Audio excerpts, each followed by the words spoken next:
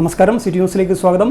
തലശ്ശേരിയിൽ വൻ കഞ്ചാവ് വേട്ട. 1.18 കിലോഗ്രാം കഞ്ചാവുമായി യുവതി കൂത്തുപറമ്പ് എക്സൈസിന്റെ പിടിയിൽ. ഓണം സ്പെഷ്യൽ എൻഫോഴ്സ്മെന്റ് ഡ്രൈവിന്റെ ഭാഗമായി Koothuparamba excise circle inspector Vijesh എ.കെയുടെ നേതൃത്വത്തിൽ തലശ്ശേരിയിൽ നടത്തിയ പരിശോധനയിലാണ് തലശ്ശേരി TC റോഡിനടുത്ത് കുടുംബസമേതം വാടകയ്ക്ക് താമസിക്കുന്ന പശ്ചിമ ബംഗാൾ സ്വദേശിനി ജോഗില ഘാട്ടൂൺ അറസ്റ്റിലായത്.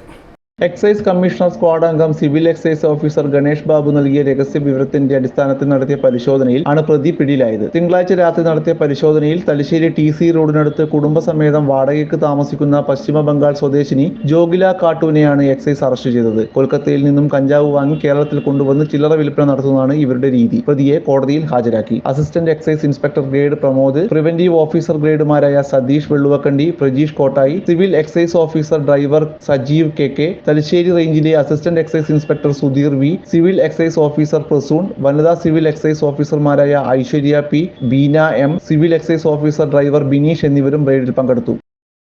കൂടുതൽ വാർത്തകൾ അറിയാൻ സിറ്റി ചാനൽ വാട്സ്ആപ്പ് ഗ്രൂപ്പിൽ ജോയിൻ ചെയ്യുക. ഒപ്പം YouTube ചാനൽ സന്ദർശിക്കുക. വാർത്തകൾ അവസാനിക്കുന്നില്ല. മറ്റൊരു വാർത്തയുമായി വീണ്ടും കാണാം. നമസ്കാരം.